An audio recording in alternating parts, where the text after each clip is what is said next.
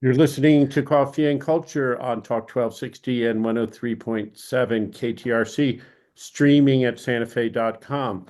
I'm your host every couple of weeks. My name's Matthew Chase Daniel, and today I'm talking to someone who is producing a big event and has been working on a big project in Gallup, which is not in Santa Fe, but it's only about 3 hours and 10 minutes away.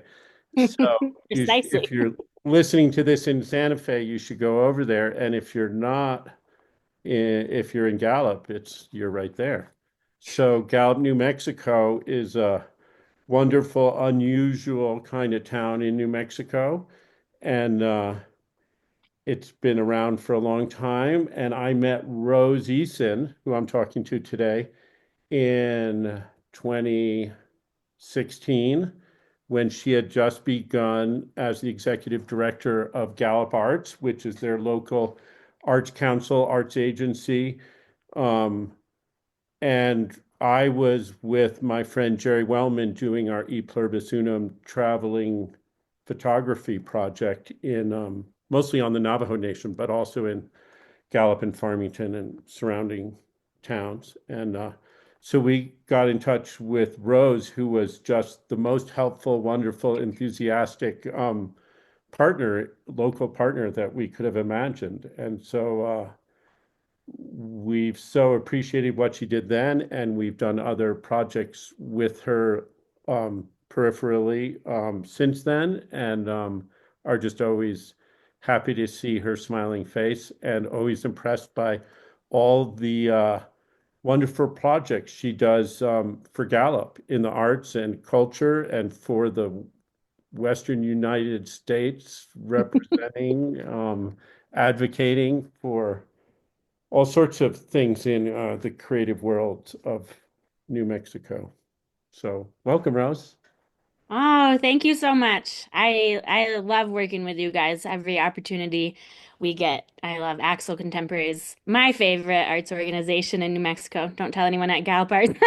But it's great. That project was great, continues to be great. Everything you guys do is great. And this is the best part about New Mexico to me is that we can collaborate across these distances. Because it does just feel like everyone says one big small town and we're all in it together. So Yeah, thanks so much yeah, for having me. yeah. You're welcome. It's this coming summer, Axel's doing some stuff, and we're with Site Santa Fe for their international with some of the artists who are showing there. They're Okay. doing separate projects in Axel, and we're taking it out to other Oh, cool. communities depending on the projects. So That's awesome. it feels great that after doing Axel and Axel being mobile, that we get to have sort of these contacts and friendships and collaborations in so many cities and towns around the state. It does feel like a family, and Yes. it's always nice to show up somewhere and be welcomed. Um, Always. but um, the main reason we're talking today, other than just to catch up and in public on the radio, is um, for 5, 6, 7, 8 years, you've been working on presenting. So Gallup, New Mexico, and you can talk more about this and more articulately than me, has a collection of New Deal artworks created during the Works Projects Administration in the 1930s. Um, Mhm. and those are paintings and architecture and sculptures and murals on buildings and indoors and outdoors. And those are sort of spread throughout the city of Gallup a little Hmm. bit. Hmm. And you have been building a website, you and a lot of other people, but you Hmm. sort of running herd on everyone, um, Right. making a website that presents in depth this collection, right? Yeah, yeah, you nailed it. We have a collection of over 120 artworks from the New Deal era in Gallup. Everything from paintings and prints to murals and architecture, decorative arts, furniture.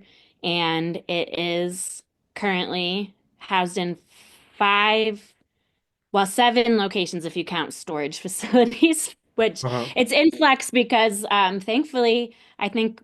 largely due to the success of this virtual museum project, our city and county are paying more attention to their New Deal art collections and are working on consolidating some of the pieces and making them more publicly accessible. But yeah, it is spread across town. It's in 5 different locations under the purview of 3 separate entities. So way back in 2017, we conceived of a virtual museum to be able to unify the collection and bring it all together and address some of the accessibility issues, make it fully 100% publicly accessible.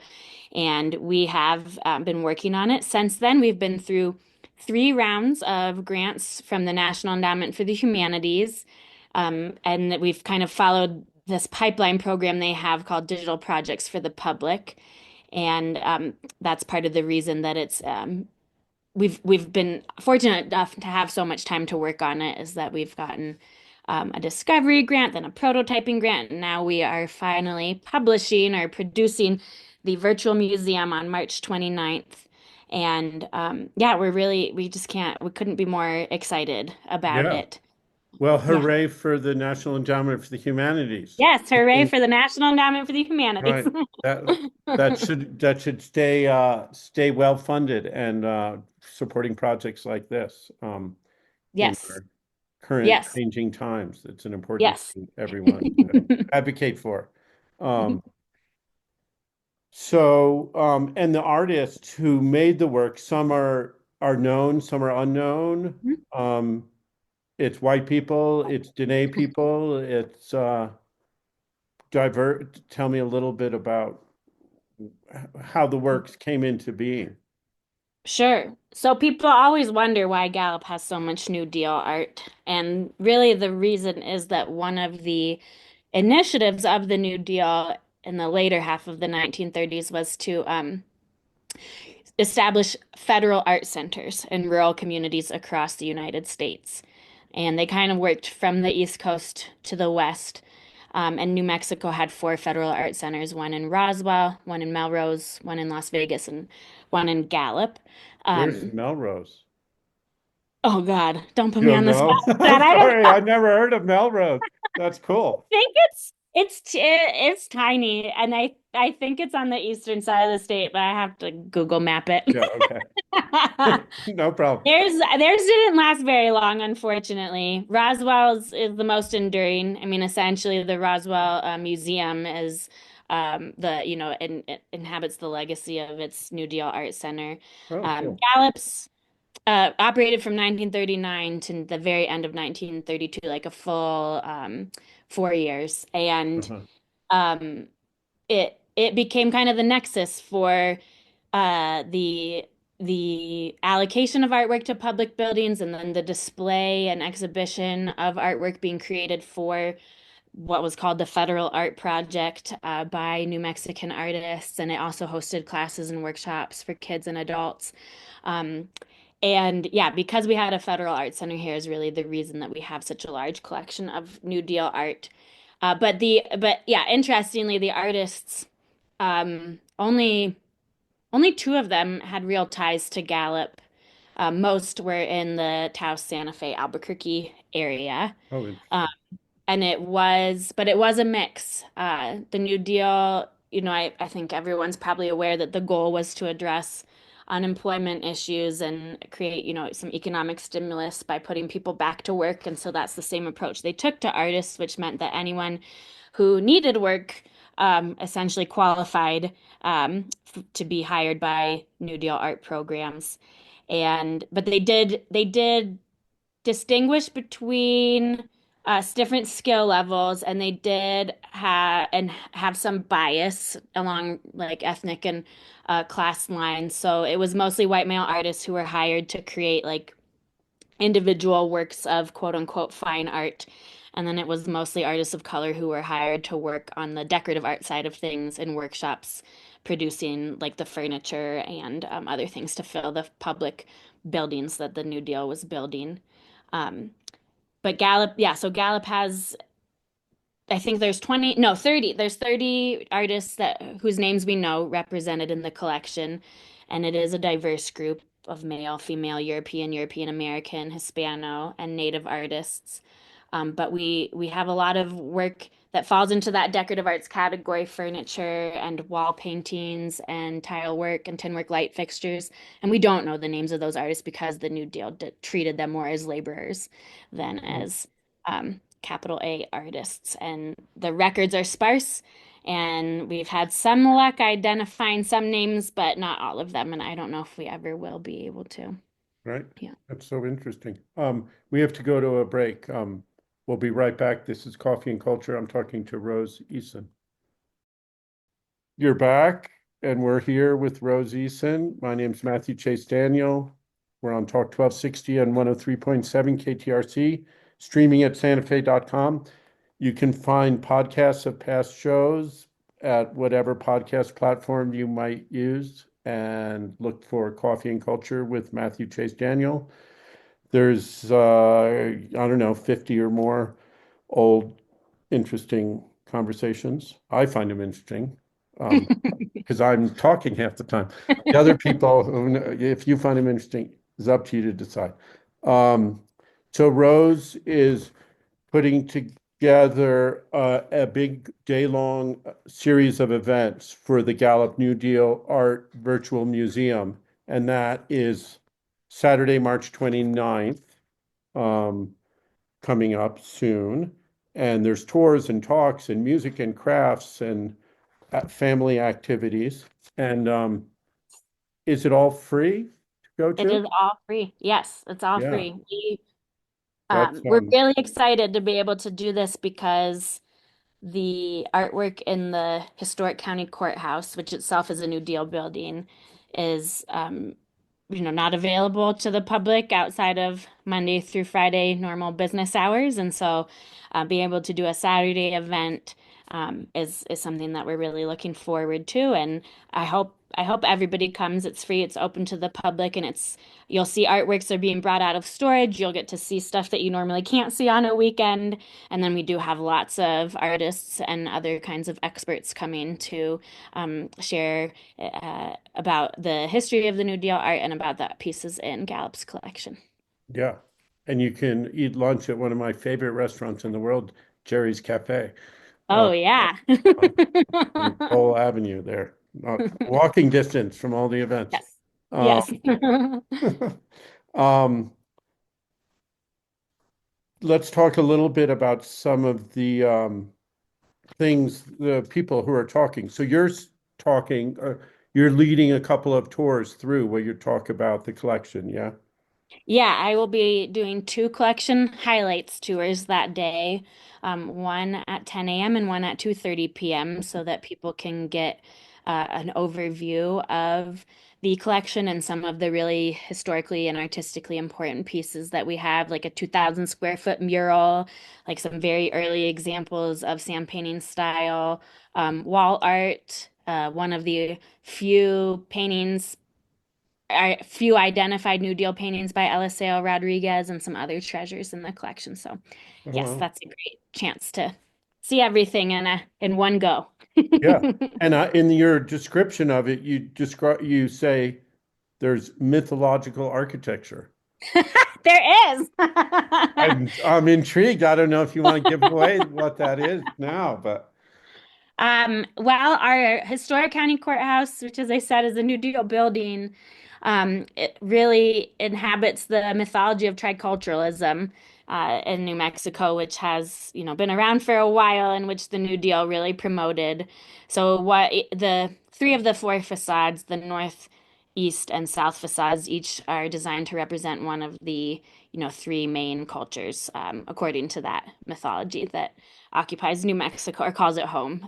There's a Art Deco style, European looking columned portico facade, and then a Spanish colonial mission church facade, and a kind of facade that is reminiscent of cliff dwellings like Chaco Canyon or Mesa Verde style Pueblo, ancestral Puebloan architecture. So, yeah, that's the mythological that's art paintings on the walls, or That's it's the build. the No, the actual building. architecture. Yeah, the actual architecture. Yeah. Oh, that's fascinating. I can't wait to Yeah, see. it is. Yeah. Yeah.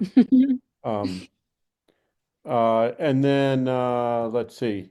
Terry Fraser is a local Gallup person, Hmm. Laguna, Hopi, Chippewa, educator in the schools there, and the director of the Gallup Cultural Center. Is that a Yeah, thing? yep, yep.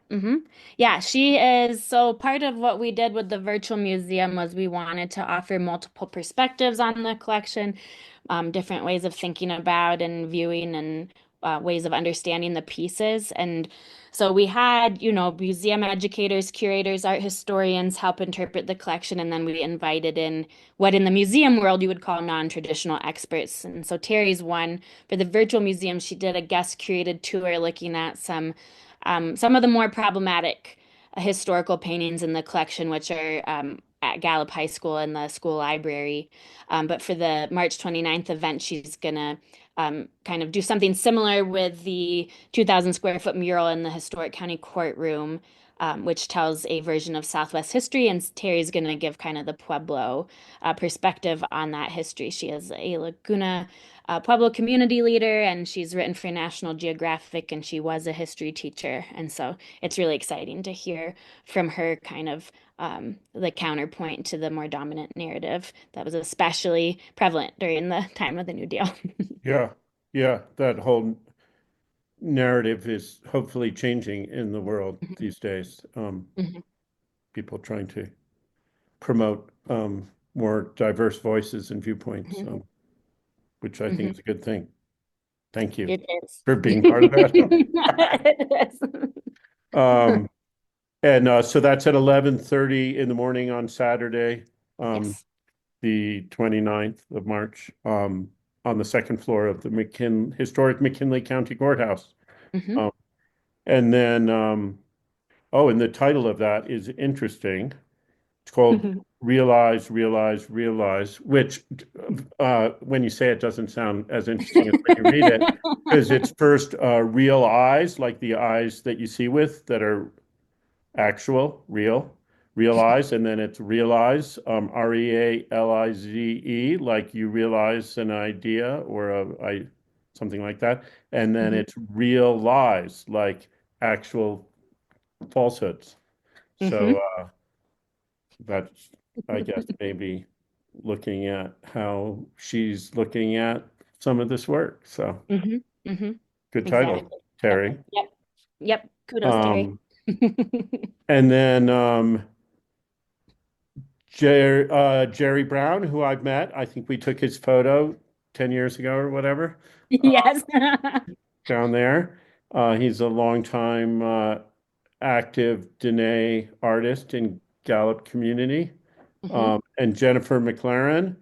And Jennifer is or was at Northern Arizona University, I think. Yes. In She's retired now, but yes, was Yeah. there for a while. And she's written a couple books about New Deal art, both I think Navajo weaving and Hmm. more general a New Deal for Native art. Hmm. Um, and So those books, I haven't read them, but I was looking at the synopsis, and her books look really interesting about the way that the New Deal engaged Native artists and wanted Hmm. them to do what they saw as what the organizers of the New Deal arts program saw as traditional work, and they didn't want them to incorporate more contemporary modern thought into their Right. work. And how that sort of art, native art as a commodity um, Hmm. that happened, grew a lot out of that time and a little before them with the Hmm. advent of the railroads coming through Gallup and Albuquerque, and sort of commodifying native arts as objects for sale and for collection, and for tourism, something beautiful and meaningful, but also picturesque and Hmm. somewhat fixed, um, Exactly. Yep. um, which is problematic. But there's a lot of beautiful stuff came out of that, and a lot of new stuff is draws on that and brings in different perspectives, and it's a rich history and tradition to explore. Yeah, it's probably one of the more important stories that Gallup's New Deal art collection can help tell us how there was this whole romantic primitivist ideology at play in terms of federal Indian policy in general, and then how that got applied to the arts and the creation of a native arts market that really pigeonholed artists into those ideas of what is traditional or authentic. And yeah, Jerry and Jennifer are going to do a great job digging into that topic. And it reverberates, today. It's so important for, I think, especially a community like Gallup, but even Santa Fe, to understand kind of the origins of some of these issues and how they persist. Yeah, I think especially Santa Fe, even that's sort of the basis of our whole existence here, You're right. certain way, is that that market, art market, and Hmm. how it's marketed and how it's sold, and it has changed. And things like Santa Fe Indian Market, which has been around Hmm. um, Yep. for a long time, but is really changing and is embracing a more diverse body of indigenous art. So we have to Hmm. go to another break. We'll be right back. My name is Matthew Chase Daniel. We're talking with Rose Eason from GallupARTS. You're back with Coffee and Culture. My name's Matthew Chase Daniel. I'm talking with Rose Eason from GallupARTS. GallupARTS, if you don't know it, is a great arts cultural promo organization that organizes all sorts of things for the community in Gallup, and it's right there downtown on the corner of Cole and First, second, Second. Yep. second, Second. 123. The address is 123 Cole Avenue. Yeah. Yeah, One, two, yeah, three, West Pole. Hmm. West Cole. And so it's right there in the middle of town. And Gallup Arts has a art gallery with different works from mostly local Hmm. artists from McKinley Yep. County and around there. Gallup is the seat of McKinley County. Hmm. Um, McKinley County is like 74% Native American population, Yeah. I It might believe. be almost 80. Yeah. Yeah, Yep. Hmm. yeah. I was looking at Wikipedia, and and Rose has done a real great job of bringing representation of that community into the contemporary art world in Gallup, which I really appreciate. And there's also another little window front gallery called Loom, Hmm. which is, tell me a little bit about what Loom is.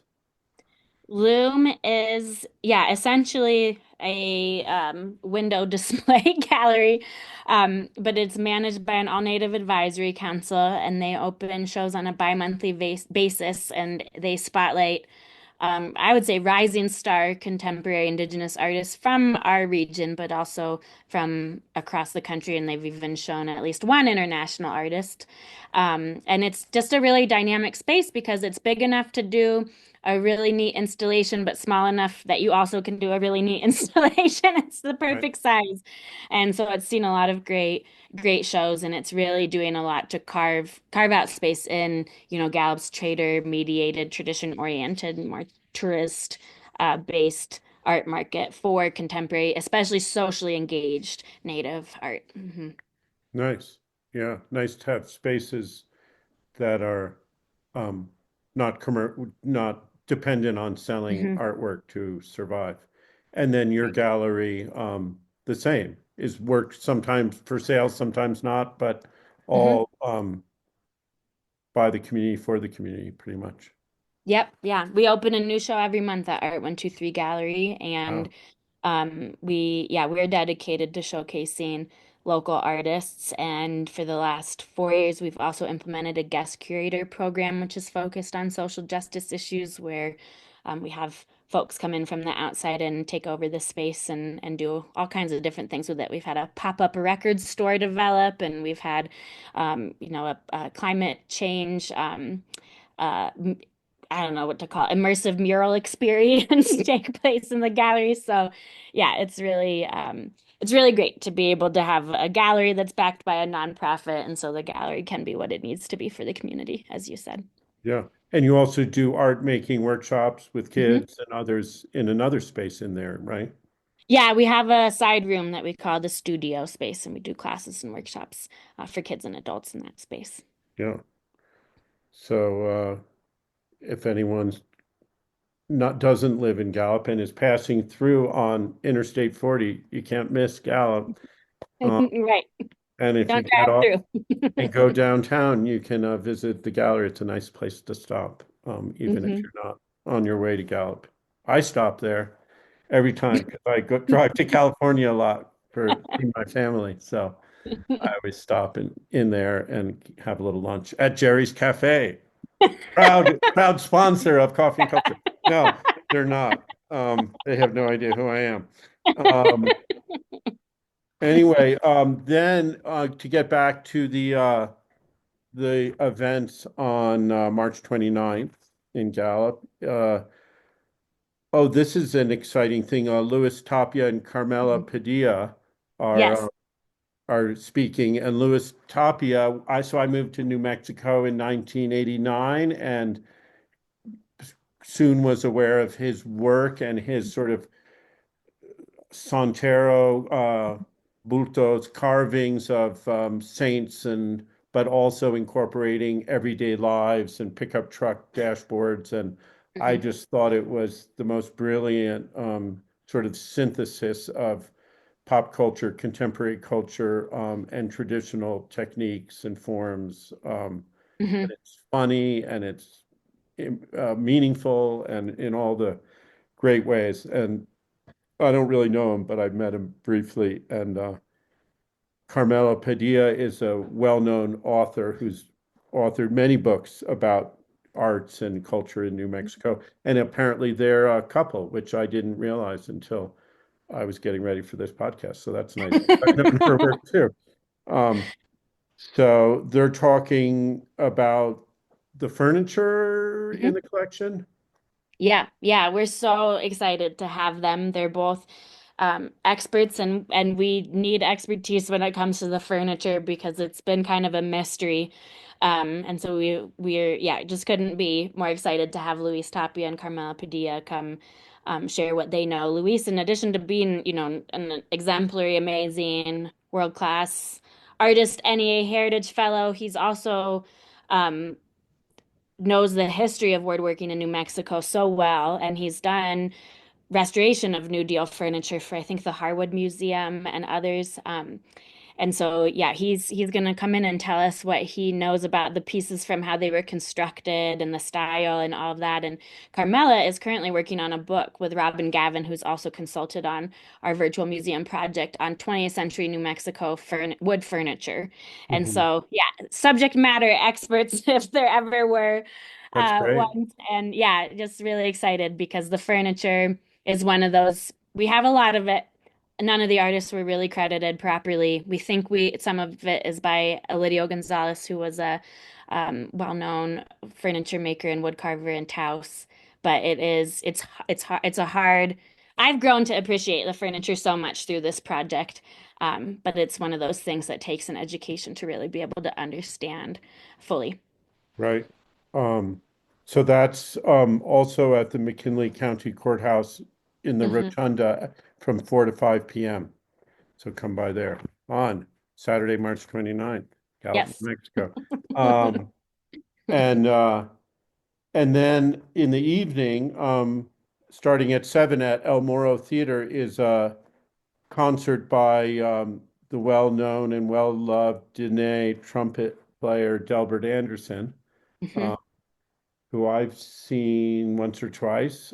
Great jazz um, player and composer, and Hmm. does some work that's related to traditional Dene culture, Hmm. and sort of combining source material from traditional songs and ways of thinking with jazz for these compositions. So he's going to perform a piece about the long walk. Hmm. The Long Walk, if people don't know, was when the most Dene people were forced to walk from their homelands to Fort Sumner in eastern New Hmm. Mexico, east central New Mexico, what's now Fort Sumner. And it was a lot of suffering and a lot of years in exile and a lot of starvation and malnutrition and pretty devastating Hmm. for a lot of people. And eventually, they were allowed to return, Hmm. and that culture has blossomed and grown back in on the Navajo Nation and surrounding areas since that time. And so it's a very sort of important marker in the history of Diné culture over the last Hmm. several hundred years, you know. Um, Hmm. so that'll be, I'm interested to hear that. And he'll be playing with Robert Muller, who's a Santa Fe pianist. Um, Yeah. anymore. Did I talk too He's an much? award-winning pianist. He's award winning. Yeah, Yeah. everyone who's going to be presenting and playing and speaking have won awards, and they're all Gallup Arts even won an award. The Governor's Award for Excellence in the Arts, Gallup Oh. Arts, 2021 award winner. Wow. Thank you for remembering that. Yeah, no, it's an incredible lineup. Delbert and Robert are gonna cap off the day, which starts at 9 a.m. with the tea party and just goes from there, with a really powerful performance. And I think it's a really nice way to bring the community back together at the end of the day and remember, the whole kind of ethos of the New Deal Virtual Museum that GallupARTS has been building is to help us understand who we are and where we come from so that we can, work together to build a common future. And that's kind of what Delbert does through music. And it'll be really special. Sweet. Okay, we got to go to our last break. We'll be back with Rose Eason. You're back listening to Coffee and Culture. My name's Matthew Chase Daniel. I'm talking with Rose Eason from Gallup Arts and other things. Podcasts, you can look up past programs. It's called Coffee and Culture with Matthew Chase Daniel, or go to santafe.com and go to KTRC, and there's a few podcasts there from recent shows, and you can listen live at 2 p.m. Just after 2 p.m. on Saturdays and Sundays is the show. So thank you to KTRC for making this show happen. And Rose is putting together the Gallup New Deal Virtual Museum, which goes live online on March 29th. And there's a bunch of events in Gallup, New Mexico, all day from 9 a.m. to 8 p.m. or so. Hmm. Um, so come out there. And if you want to learn more about that, you can go, there's two websites. GallupNewDealArt.org will be the website for the launch, and then GallupARTS.org um, has information about the schedule and the other great stuff that Gallup Arts is doing. So go there. So Rose, you're also involved, you were involved both in sort of setting up now I'm forgetting what it's called, the Creative Industries Division. Yeah, you got it. You were an advocate and involved in creating that a couple of years ago, and you're also uh, involved with Creative West, which used to be called West Staff, the Western States Art Federation, and you were just in Washington, D.C. with them, talking to people. Tell us Staffers. what's Yeah, going on. staffers for our federal delegation of representatives and senators. Yeah, Creative West convenes a Western arts advocacy network, and it represents the 13 Western states and 3 Pacific jurisdictions. And we work together on federal advocacy, trying to address regional issues. And so they do what they call a fly-in every 2 years. And it's a chance for us to go and talk with our representatives about uh, arts funding and arts policy at the federal level. And I just got back. I was there last week. Yep. Mhm. And And so the arts policy at the federal level, there's the National Endowment for the Arts and the mhm. National Endowment for the Humanities are two uh, federal Yep. agencies funded by Congress and su supporting both places like the state, New Mexico Arts, which Mhm. grants money to nonprofits like Gallup Arts or Mhm. like Axel Projects and many other great organizations. So about half of the money that comes from New Mexico Arts to arts nonprofits is federal money from the NEA. Hmm. Um, the NEA also does grants directly to nonprofit arts projects. Recently, for example, Axel and the Maxwell Museum worked with Dene photographer Raphael Begay and did a tour on the Navajo Nation in Utah and Arizona and New Mexico, um, showing his photographs and traveling with him and collecting stories about his photographs from what people saw in them. So that was NEA funded through the Maxwell Museum, which was great. So that's a federal um, program for the arts, and the National Endowment for the Humanities is similar, but humanities are different than arts, and I don't quite understand what they are. I think the like basic distinction is the National Endowment for the Arts funds the production of art, and the National Endowment for the Humanities funds in terms of art, like the interpretation of Right. or the education around art. But there, I mean, there are areas of overlap, yeah. Yeah. Yeah. Yeah. The NEA, and then the NEH also humanities funds local humanities like New Mexico Humanities Council, is it called? Or Yes. Yeah, it's a um, little different than the arts side because it's the New Mexico Humanities Council. It's its own nonprofit. It's not a state agency. I see. So the funding trickles down a little differently. Right. Yeah, it's yeah, the But same they idea. give out both large grants and small grants Mhm. to humanities projects, Yes. which has been great. We got one of those at Axel once too. It was great. It was hard to fill out the report, I'll say. Yes. But Stringent reporting. yeah, but they're working hard to make it all Mhm. as good as it can be. And Mhm. thank you for all the people who work in those agencies. And so how did it go in DC?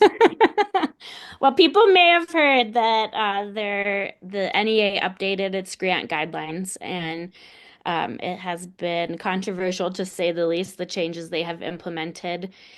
They've canceled the grant that the Maxwell Museum got, the Challenge America grant, the small grant program to under-resourced communities, which was a much simpler application and reporting process, and they have gone they're only offering grants for arts projects this fiscal year, which are usually larger grants with a more complicated application and reporting process. They've also upped the number of the programming years from 3 to 5, so you have to have a longer arts programming history as an organization to be eligible. And then, most controversially, they have required that applicants assure that they are in compliance with all executive orders, including those on gender ideology, quote unquote, and diversity, equity, and inclusion programming.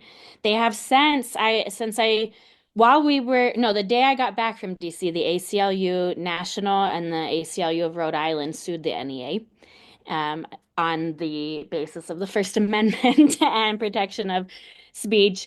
Um, Especially targeting the gender ideology requirement. And I believe the NEA has actually waived applicants needing to assure compliance with that executive order for the March grant deadline. Um, Oh, wow. as as an organization, you still can't use grant funds in violation of an executive order, but there has been a very minimal rollback to that. Because Um, originally it was your organization right, couldn't promote gender ideology, right. Yeah, they took even if it they wasn't funded, if it was some yes. other project that you did last year or next year or whatever. That was the big problem that a lot of the arts community saw is that you had to assure that as an organization you were not in violation of these executive orders, which meant that regardless of what was being federally funded, you couldn't promote DEI again, quote unquote, or espouse the gender ideology again, quote unquote. It's all very vague and no one's quite sure what it means, but that's also what makes it also very Right. problematic. Gender ideology is a very broad category. I think you could fall. Well, I I mean, I haven't mean, read the executive orders, but you can interpret that on either side of that fence, what gender ideology is. Like, is the separation of that there's only the male gender and the female gender, and there's nothing in between. Is that ideology? That is, Sounds like well, ideology to me. I know, right? But no, that's the biological truth, according to this administration, even though, Right. it's I ignoring other see. biological truths within that ideology. So, Right. yeah, but so there's been significant pushback against the NEA and how it is interpreting the executive orders, applying them, and what it's requiring of grantees. And hopefully, the advocacy will continue and organizations will be able to apply as they have been historically for a variety of programs and projects, espousing a variety of viewpoints and, really embracing, I think, a more honest definition of American art. Yeah. Good. Um, well, thank you for the work you do and the time you put into learning about this stuff and advocating for this and flying to DC to meet with people and talk about it. It's really important, and it's something that often sort of the general public who is not intimately involved with writing grants and reporting on grants and running arts organizations don't know about. But the effects of it really do affect our local communities and what's possible for arts nonprofits and to do, and thus for what those organizations can fund of local arts projects, which really enrich our communities. So thank Right. you for doing that for New Mexico and for Gallup, especially, which is a special place. And you've had a great role running that place over there for how long? 10, 12 years, I 10, think, nine yeah, years? almost 10. Yeah, Yeah, almost 10. Yeah, it's been yeah, great. I mean, I have a great job. It's the community makes it so easy. It's the most creative place I've ever lived, but it does. The advocacy feels more important now than ever. I mean, for the obvious reasons. And culture is so fundamental to who we are. And when it comes under threat and when freedom of expression is no longer guaranteed, I keep thinking how relevant our New Deal project is now because it was a huge investment on behalf of the federal government in our nation's artistic heritage. And they didn't, adapt the same criteria. It was they embraced diversity. I mean, in some problematic ways, but that was the goal was to really celebrate all that American art means and has meant and will mean. And yeah, so, yeah, happy to keep fighting that fight. yeah. We got to go. Thanks so much.